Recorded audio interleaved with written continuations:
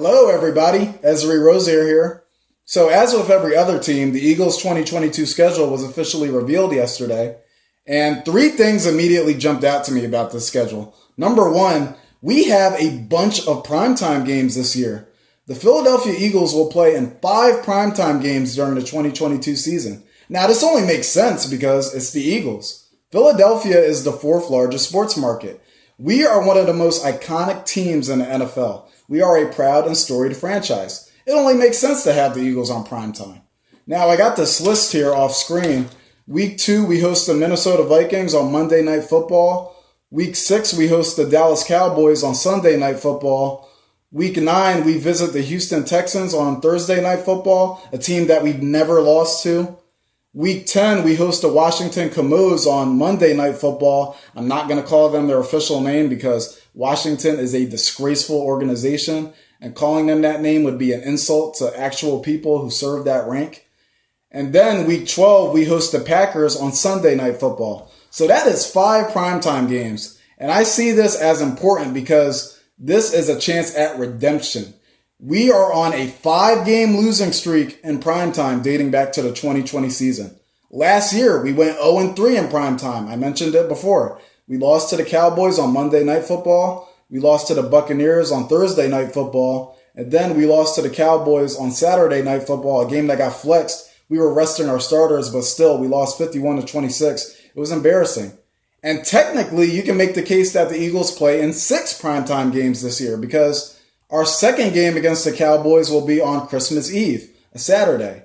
And that game is going to be at AT&T Stadium, a place that has been very unkind to the Eagles as of late. We have lost 4 consecutive games at AT&T Stadium, the last 3 by double digits. AT&T Stadium is a place that we have struggled mightily to play at lately, and we once owned that stadium. It was like early in the 2010s. Every year the Eagles would beat the Cowboys at AT&T and the Cowboys would beat the Eagles at Lincoln Financial Field. We owned AT&T Stadium, but then starting in 2016 when they drafted Dak and Zeke, that's when the tide started to turn and the home team became more dominant in the series again. So I don't need my Christmas ruined with a loss to the Cowboys. We cannot lose 5 straight games at AT&T Stadium. That losing streak needs to end. And I love that we get them on Christmas Eve because it gives us the opportunity to act as the Grinch and totally mess up their holiday. So that's pretty cool. And the second thing that stood out to me about this schedule is the bye. We have a week 7 bye. That is not ideal. That is a very early bye week. I hate early bye weeks. Personally, I would rather our bye be week 10 at least or later. But to be honest, I can't completely complain about this. I can't really complain because last year, we had a very late bye, and it worked out perfectly for us. So last year, the Eagles had a week 14 bye.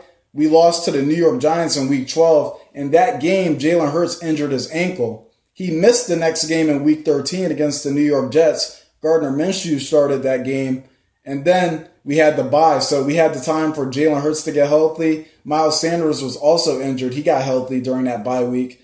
Last year, the bye was very beneficial. This year, not so much. It's going to be really tough because it's in week 7. That's early. And then you have to run all the way through the rest of that schedule. And you really got to stay healthy. It's going to be tough. And another thing about the schedule is that later on, we have 3 consecutive road games. Week 14 at New York Giants. Week 15 at Chicago Bears. This will be our first time playing in Chicago since the double doink.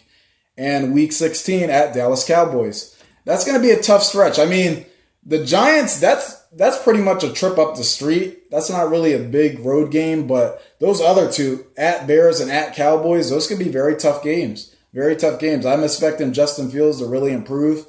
But I'm excited for this year because we have the second easiest schedule overall behind the Cowboys and Washington. And this is a schedule where I can very easily see us winning 12 or 11 games. This is a schedule that I really think that we could take advantage of. And we could really reach double-digit wins for the first time since 2017. In our past 3 winning seasons since Super Bowl 52, we've been stuck at 9 wins. Enough. I know that we're better than that. We are a better team than 9 wins. I need us to get past 9 wins. We need at least 10 wins this year. At least 10 wins. So this schedule, it's very favorable. We got some memorable games coming up, some very notable games like Week 4 hosting the Jaguars. Doug Peterson's return to the Link. He's going to get a standing ovation, and I will be there, a part of that. Week 5, we have a road game against the Arizona Cardinals. We haven't won in Arizona since 2001, back when the Cardinals were in our division. It's going to be tough, but we do get them without DeAndre Hopkins. That could work to our favor.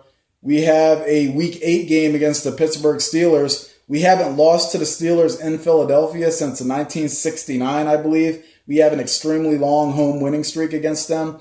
Hopefully that doesn't get broken, and they have a rookie quarterback, Kenny Pickett. We have that game I mentioned with the Packers, a game against the Titans in Week 13 at home. A.J. Brown, this is your chance to get revenge on your old team.